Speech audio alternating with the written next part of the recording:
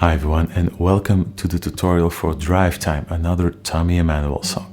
First of all, let me welcome the new patrons to the credit roll, and this time the honor goes to Curtis and Marcel.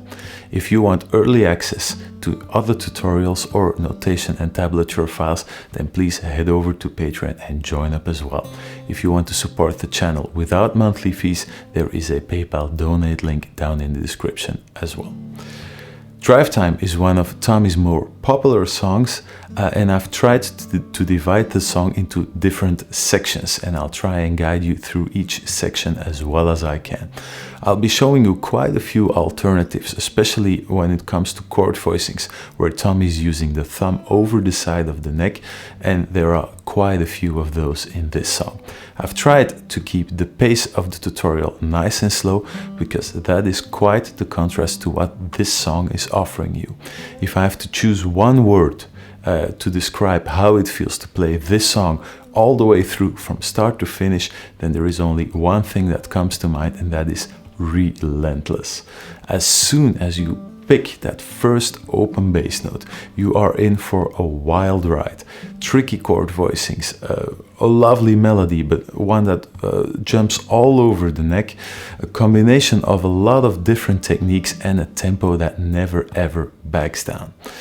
You could in some ways compare it to the recent tutorial of the mystery, but the mystery was centered around one certain technique, cross-picking, while Drivetime uses a lot of different techniques in a constant combination stream. There's really nothing like it in Tommy's repertoire up until this point. I'm not trying to dampen your spirits, I'm just telling you there is quite a lot of work ahead of you. Are you ready? Then let's get to work. All you need is a guitar in standard tuning and a plectrum. Normally Tommy, in the original recording on the only album, Tommy played it without a capo on the second fret. In more recent years, I noticed on his live videos that he started adding a capo on the second fret. Now normally I would choose to do my tutorials without a capo, so you wouldn't always have to count up 2 extra frets from what you see down below in the tablature. Now in this song, the capo on the second fret makes such a huge difference in some chord voicings and how easy they are to play, that I decided to include it in this case, because playing this song in open position without the capo is a lot harder than it even is with the capo on the second fret, so it might put a lot of people off. So go ahead, slap on the capo on the second fret, and let's get to work. Now first I'm going to play through the intro, and then as always the explanation will follow.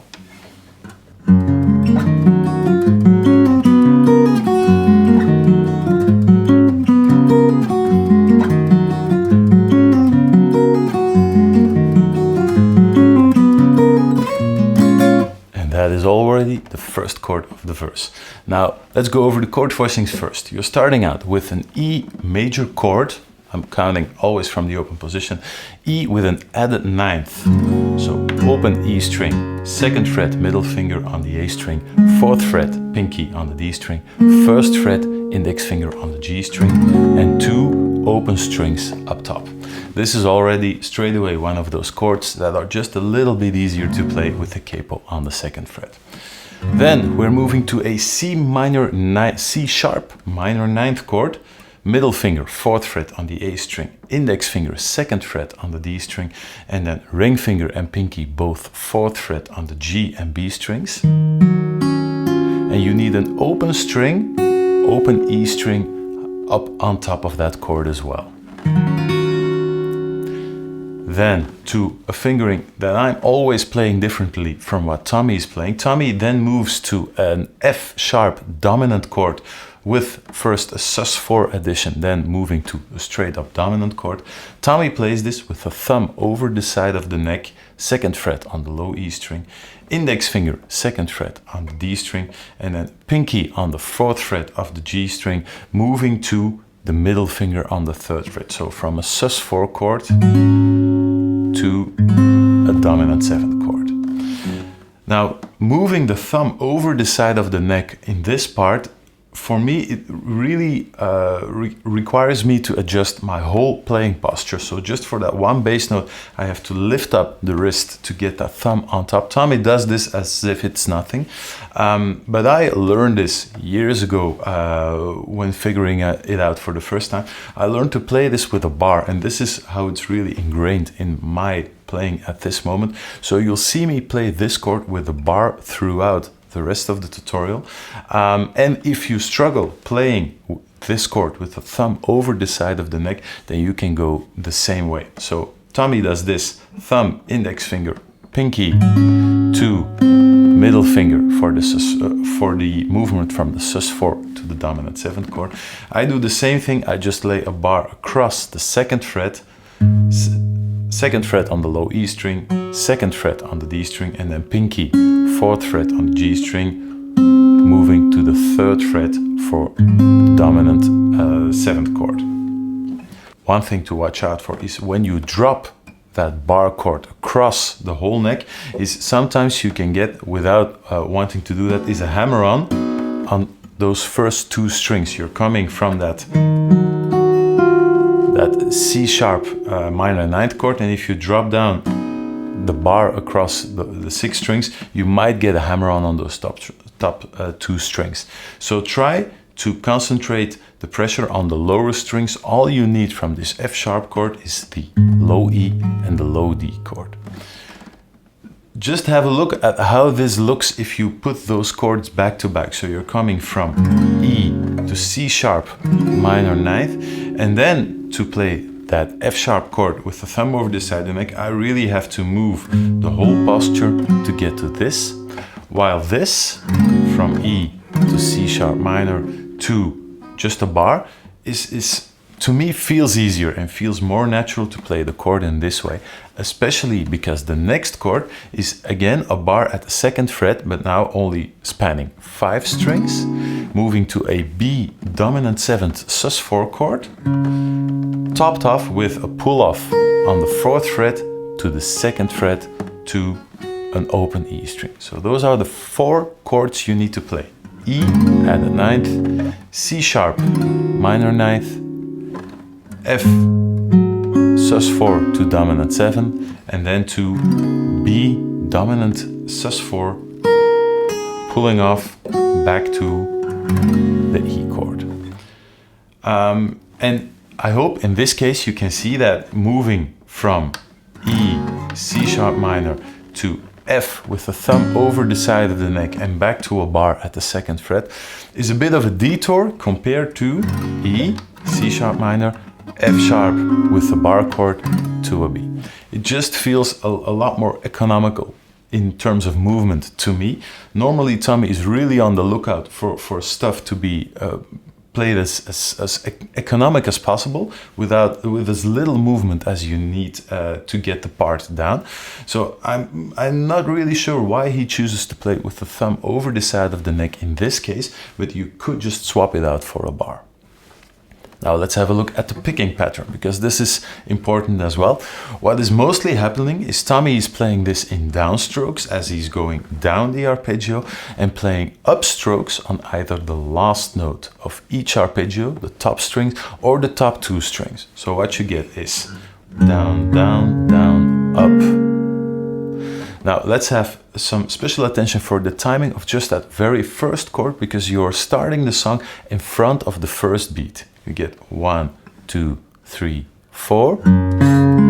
You're starting that low E note on the 2nd part of the 4th beat, and the B note 2nd fret on the A string is played on the 1st beat. 1 and 2 and 3 and 4 and 1 and 2. That is the timing of the very first chord, and you're playing this down, down, down, up. Moving to the C sharp minor chord,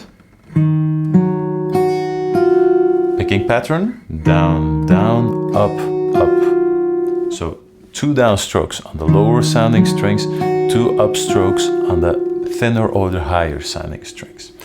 To the F sharp chord, down, down, up, pull off.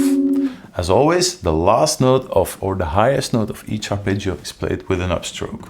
Down, down, up, pull off, upstroke. As you're moving down the bar to the second fret only across 5 strings, you need to play one more chord note of that B dominant 7th chord, again with an upstroke. So starting from the F sharp chord, down, down, up, pull off, up on the 2nd fret of the G string, then again a downstroke on the B string and an upstroke on that high E string for the pull off, pulling off, and again an upstroke on that open string to start back on that E chord.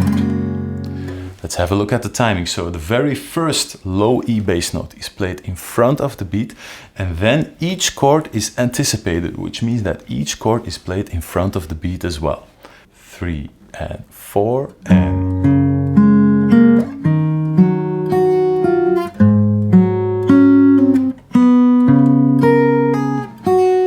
And then this low E bass note is played on the beat. That's the only time when a bass note is landing on the beat. So, and to get the rest of the timing going, we are playing a bit of a shorter arpeggio this time around on the E chord. And that is how it will stay throughout the rest of the song. So when you repeat the E chord, it is just down, down, up, just 3 notes. Open E string, D string, upstroke on the G string. 3 and 4 and...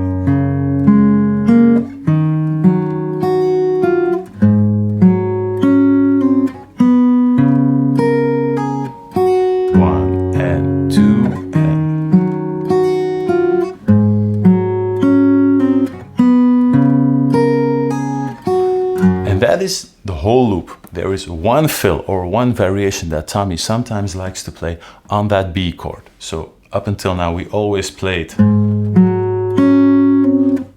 that 2nd fret and then the bass note. Sometimes Tommy likes to switch that around, playing, doing the pull off and then switching the bar and playing the bass note first, the D string, and then the same pull off on top as he always does. Let's make the comparison between those two. So this is the standard version. And this is the variation. And he sort of mixes them as it goes along. One more time, really slowly. Standard form. First the melody note, then the bass note, and then the variation, first the bass note,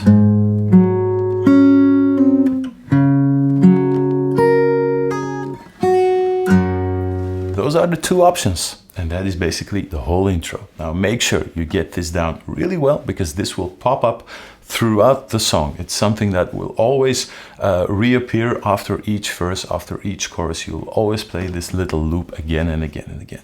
So figure out for yourself what you want to do with that F sharp chord, bar or thumb over the side of the neck, and also see if you want to play that variation on the B chord or you just want to stick with the standard version.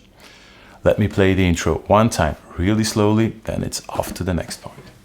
3 and 4 and...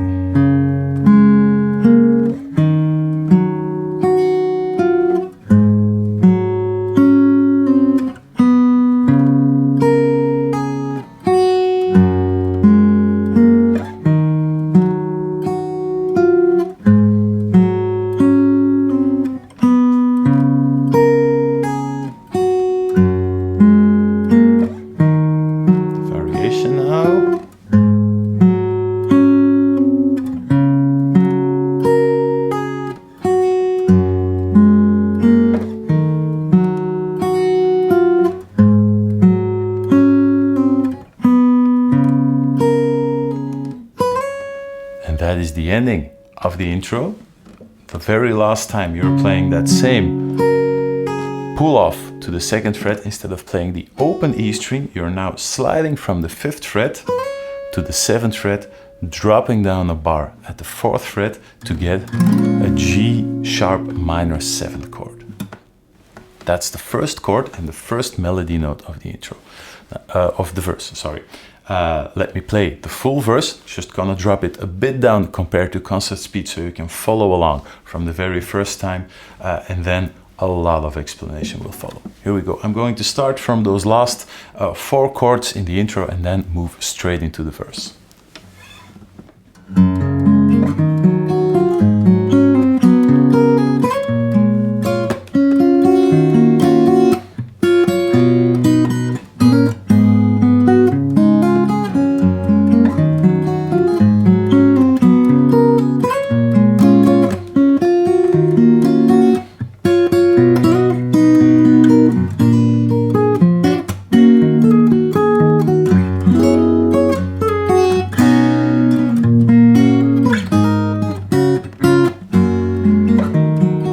Straight back into that same intro loop. So as I told you, that intro loop will pop up again and again and again.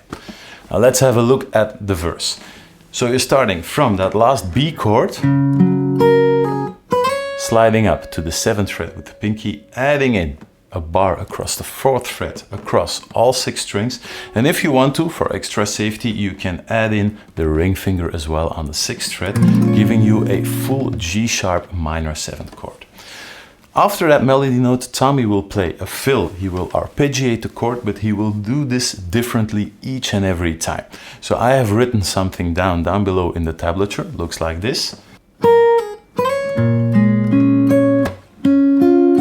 So just a basic arpeggio, all notes coming from within the chord, but Tommy plays something a little bit different each time. So what is happening? You're pulling off, sliding up towards that 7th fret, then adding in the bass note. Then playing, in this case I'm playing the D string and the G string, and back to that same melody note. Picking pattern again is all downstrokes except for the higher sounding notes. Up, down, down, down, up. Little percussive tap.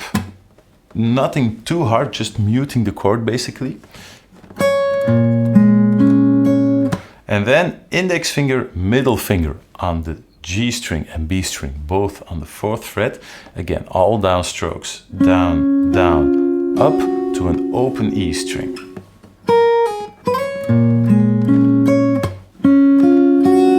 And then a really hard chord, one of those make or break Tommy Emmanuel chords is coming. You're leaving down the middle finger, index finger, and that open string on top, and you're adding in a bass note at the 4th fret on the A string with the thumb. So the thumb has to reach across 2 strings to play a C sharp bass note on the 4th fret. And you're still not done, you have to add in the pinky on the 6th fret as well. Again, this is one of those chords that without the capo on the 2nd fret is extremely hard to play, and even with the capo on the 2nd fret, the thumb on the A string will hurt for a lot of people, probably. You can switch it out. You can play this chord as well. The exact same thing, index finger on the A string, pinky 6th fret on the D string, and then middle finger, ring finger, 4th fret on the G and B string. But that also means you have to play it like that if you're coming from the first bar. So first time around we did this.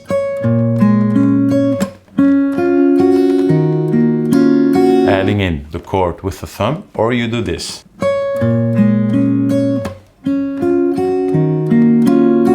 It's the same thing. It's not an easy chord either, but it does leave you with an option to play something else than that thumb over the side of the neck on the A string.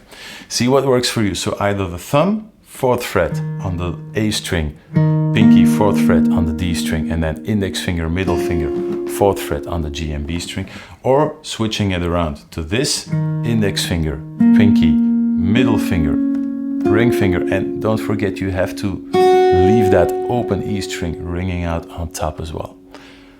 Not an easy chord. If this is still really hard to do, then the only option left, if you want to get the whole song down and don't want to get discouraged by this one song, is leaving out the pinky and playing. So leaving, this is what is written down in the tab. leave out the pinky, and instead of playing that double stop on the G and B string, just arpeggiate them separately. And you get the same chord, you're leaving out one single note. This will probably be a lot easier to play for a lot of people than this, or even this. Okay, so this is one of those chords you really have to figure out for yourself to see what is possible in your playing posture and to see which way you are heading. Let me put those two bars back to back.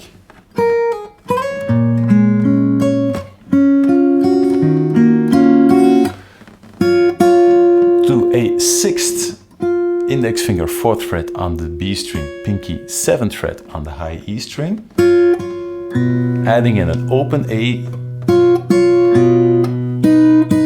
to a standard A 6th. I use the ring finger on the 6th fret of the G string, middle finger 5th fret on the high E string. And I use hybrid picking for this. When I say I mean Tommy uses hybrid picking for this. So middle finger and ring finger for the high sounding 6th intervals, plectrum for the A string, and back to 2 fingers. I still use the middle finger and the ring finger at this point. Tommy often switches to the plectrum and the middle finger. So that's a possibility as well. If you don't need a bass note at that time, you can just swap out for the plectrum and don't use the ring finger, but use the middle finger and the plectrum only. Then to another quite tricky fill. Now, I'm going to be honest, this is the 3rd time I started recording this tutorial, and the first 2 times I put my guitar away in frustration just because of this one little fill. That's all. It passes by so quickly, but this is a G sharp minor chord. Tommy plays this with a full bar across the 2nd fret, adding in the middle finger on the 4th fret of the low E string, the ring finger 4th fret on the G string, and then hammering on the pinky to the 4th fret on the high E string. So 4th fret, and then hammering on to the 4th fret, coming from the 2nd fret. Playing this with a full bar to me feels really weird, so I started playing it with a bit of a smaller bar. The reason why Tommy plays this with a full bar is because you have to move to the F sharp minor chord straight away. But just this little hammer-on top, that little detail really is, in the full speed version of the song, is really tricky to get right. And it passes by so quickly. I've tried other versions as well. I've tried it with the thumb over the side of the neck. Same note, so thumb over the side of the neck, 4th fret, ring finger 4th fret on the G string, and then hammering on again with the index finger to the pinky from the 2nd fret to the 4th fret. At times this even feels a little bit easier. I know it's strange with the thumb over the side of the neck, but this fingering, I tend to push the low E string off the side of the neck each time because it passes by so quickly. So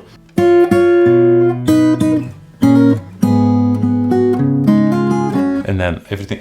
The thing that turned out to be the biggest problem if you want to perform this hammer-on is, without knowing it, I also did a hammer-on with the ring finger each time. So if you want to add in this little embellishment to go all the way full Tommy Emmanuel, then make sure that you get your middle finger and your ring finger down on the 4th fret before initiating that hammer-on. Otherwise you will probably be getting this type of thing, and that usually doesn't sound too clear. So make sure the middle finger and the ring finger are at their required positions before initiating that hammer-on top. And it passes by really quickly. Now for those, again, that are looking for a way to play this song in full, and again find this really tricky, you could also just leave out that little hammer-on on top, and then things become a lot easier. That's when you get this. Just a straight bar across the 4th fret, dropping down to the 2nd fret. That's a lot easier, and for most people that little hammer-on won't even be missing. It passes by so quickly that a lot of people won't hear it. I'm including it just to be complete and show you each and every option. But if you're struggling, leave out that embellishment in the beginning, work through the whole song, and then maybe come back later and see if you can add it in at a later point. Let me play everything we have up until this point back to back.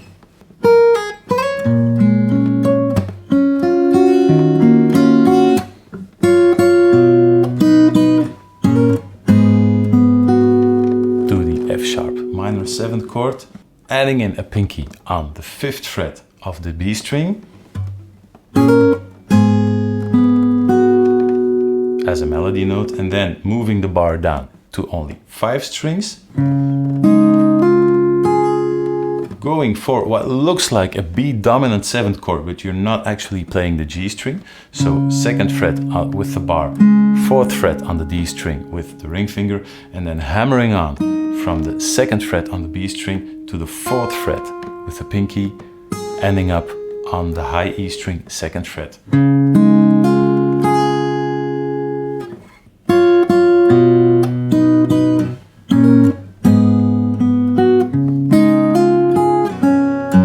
To that open E string, and then we're straight off into that intro chord loop again. That's a lot, just for those first few bars, a lot to take in. Let me play it back to back, everything we saw up until this point. Pay extra attention to the picking strokes. It's nearly impossible to really name each and every one of them for the whole song, but I'm going to try to play it as slowly as possible so you can pick out whatever I missed in the explanation.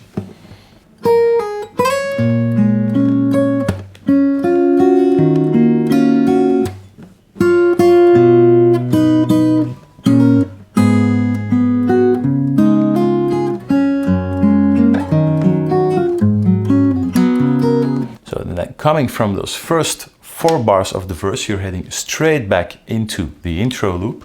And after that, the first few bars of the verse are basically the same thing, and then we're moving into a new direction. So first that intro loop again.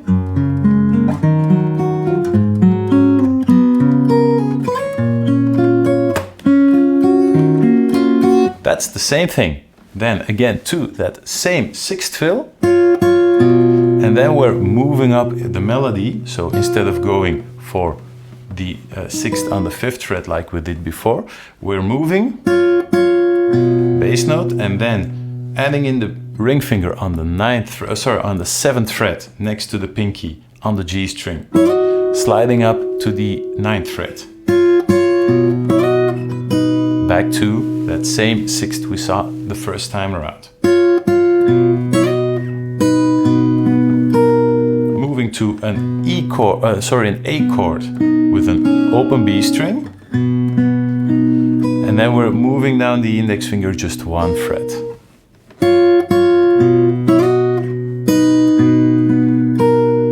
You're not actually playing that open B string. Tommy sometimes likes to play just a full chord. At this point we're just playing the arpeggios. For those 6th tones up, again, I'm using the middle finger and the ring finger to pluck those 6th intervals. If you want to, you can also swap over to the plectrum with the middle finger, for example. Then to a G sharp dominant 7th chord with a flat 9 on top, bar across the 4th fret, middle finger, G string on the 5th fret, and hammering on the ring finger on top to the 5th fret as well. Removing the ring finger, adding in the pinky on the 7th fret, and then dropping down that bar is something really typical of Tommy. So he's dropping down that middle finger across 2 strings. Sorry, and forgot he adds in a little bass note on the 6th fret as well. Adding in the ring finger on the 6th fret on the low A string. Dropping down that bar across 2 strings. So there's a lot going on in just this one chord. and he's snapping that chord off really short, so that when you play that little bar across the 5th fret, it's played really, really short. And I know that chord with the flattening the middle finger is not easy. It's not for everyone. You could try and cheat your way around by quickly removing the ring finger and playing that same chord tone underneath. So what you're doing is the song is moving to a G sharp dominant 7th chord with a raised 5th, and you can maybe cheat your way around this in this fashion and really quickly shift that ring finger to the 5th fret on the B string, or maybe again just leave out that bass note on the 6th fret and replace it with the 7th interval on the D string. That might make it a lot easier. So the original version, moving to a C minor, or the alternative with the 7th interval down here instead of the bass note. And again, moving to a C minor chord. As always, when I'm showing you these options, I know this isn't what Tommy intended. I'm not trying to dumb things down or show you that I know better than him. It's just an option for people who really struggle with certain chords to give you an option that allows you to play the song all the way through. So one more time with a little bar, or with the 7th interval instead of that low bass note. And again, this passes by so quickly that a lot of people probably won't even notice the difference. We're not changing a melody note, we're only changing a bass note. Then we're moving to a C sharp minor 7th chord with one of those really typical Tommy Emmanuel slides quickly down from the 8th fret to the 7th fret, all on one string. That probably won't be too difficult. If this feels like a stretch, this is what it sounds like without the slide on top. Sometimes Tommy likes to pick another bass note or another chord tone in between.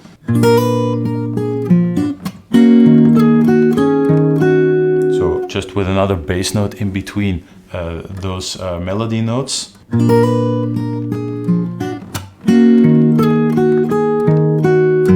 Then to a low E open bass string, bar across the 7th fret, hammering on the high E string to the 9th fret. And now pay extra attention to the fingering because we're moving down the neck really quickly.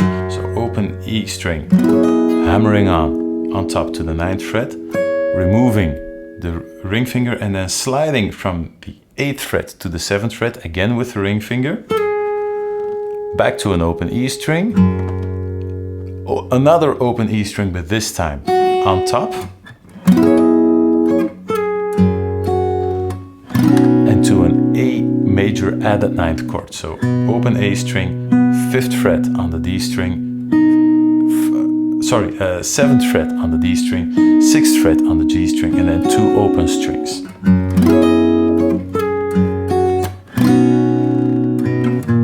And again, full disclosure, this is again a chord that the next chord is an E chord with a G sharp in the bass. Tommy again plays this with the thumb over the side of the neck, but in combination with the hammer-on lick you're about to play on top, I find this really, really difficult. So what Tommy does is thumb over the side of the neck, ring finger, 6th fret on the D string, index finger, 4th fret on the G string, middle finger, 5th fret on the B string, giving you a little E triad with a G sharp in the bass.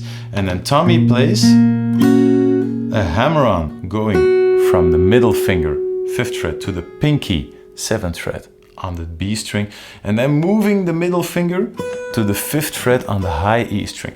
Now this hammer-on, doing this while keeping the thumb over the side of the neck, again feels really, really strange to my hands. So again, I play this with a bar. And it just feels a lot more natural in the flow of the song. So what I do is a bar across the 4th fret, hammering on.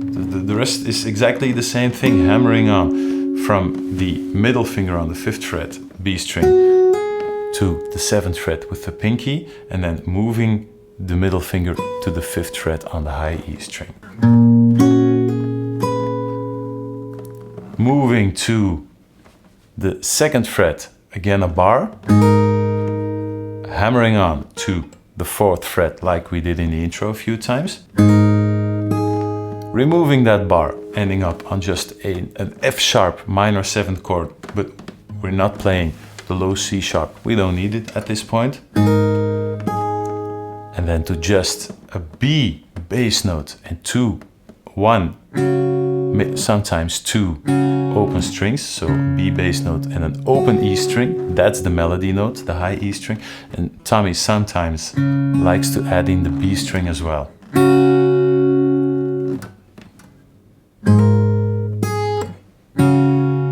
Adding in the pinky on the 4th fret of the B string.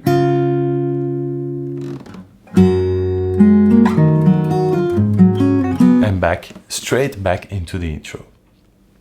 I know, it's a lot. Let me play those last, the second part of the verse. Slowly, everything back to back, so you can see how it fits together. Again, pay extra special attention to the pick strokes. Once you get this down, you basically have half of the song now, because this will reappear quite a few times. So one time, the second part of the verse really slowly.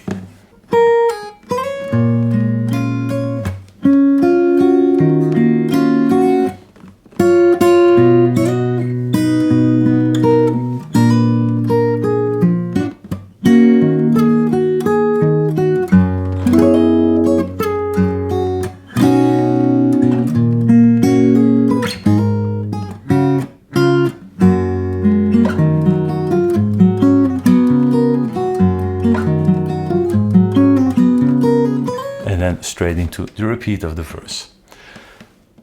That's the whole first verse all the way through. I know there is a lot to unpack here, so you have some alternatives for quite a few chords, thumb over the side of the neck, adding in an embellishment or not, changing fingerings around. There's a lot to unpack. There's a lot to adjust or adapt to your playing style. I'm going to play it through all the way, the first verse, one more time, really slowly, and then you'll see that the next few parts of the song will turn out quite familiar right away. Here we go. Once again, I'm starting from the last 4 chords of the intro.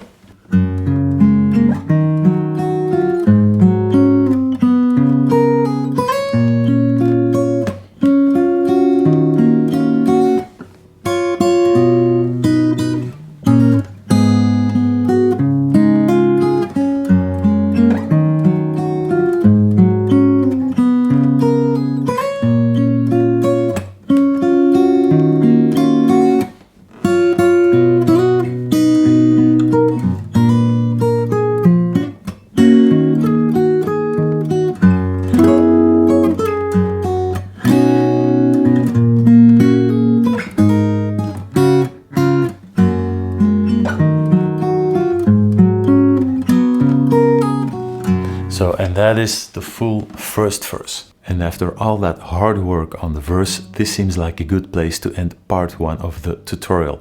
If you want to have a closer look at the remaining parts of the song, then please head over to the second part of the tutorial.